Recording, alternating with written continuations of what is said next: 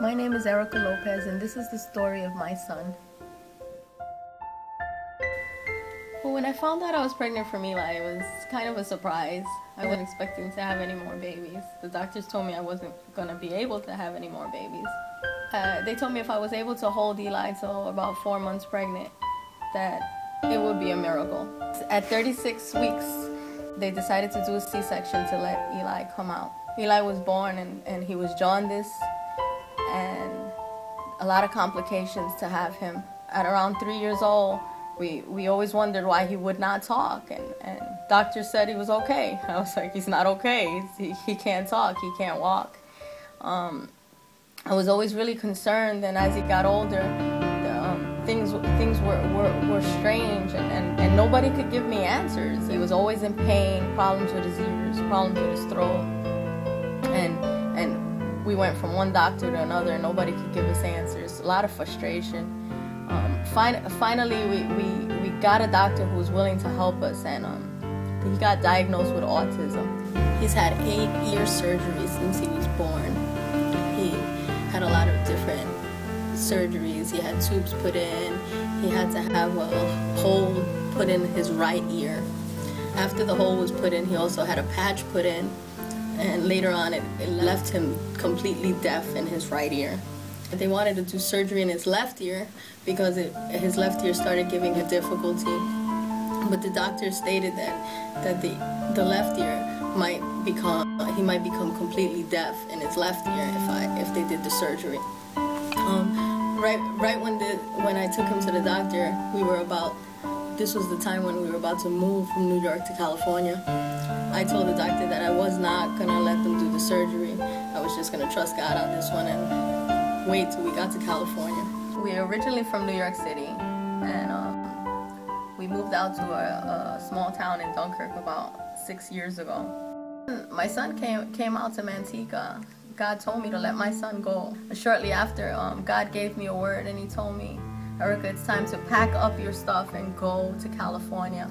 We packed up our stuff, just our clothes. Everything else, we just left it and we came. We came to California.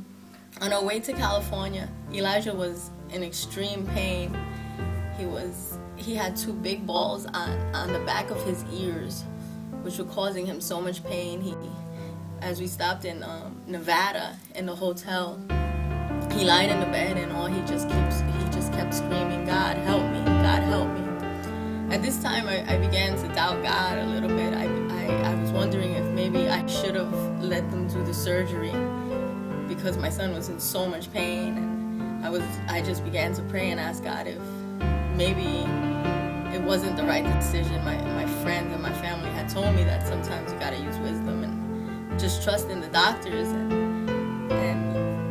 let the doctors do what they have to do. But I wanted to believe in God, and I believed that if I made it to California, he would be healed.